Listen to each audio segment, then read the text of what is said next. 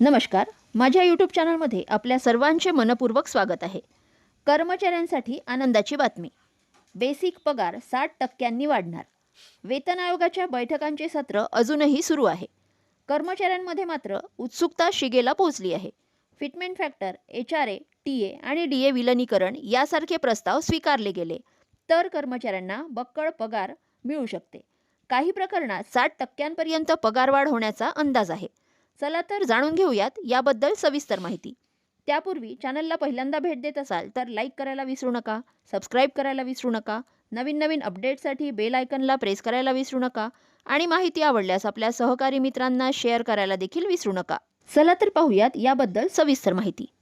Salary, pension, भत्ते आणि इतर घटक निश्चित करण्यासाठी वेतन आयोगाच्या हालचाली वाढल्या आहेत. महागाई भत्ता विलिनीकरण, घरभाडे भत्ता, टीए बद्दल आणि 5 कुटुंब एकक कॅल्क्युलेशनचा समावेश या सूचना आणि मागण्या मान्य केल्यास लेव्हल 1 कर्मचाऱ्यांचा पगार 60 ते 65% पर्यंत वाढू शकतो असा अंदाज वर्तविण्यात येत आहे. कर्मचाऱ्यांचा पगार किती वाढणार?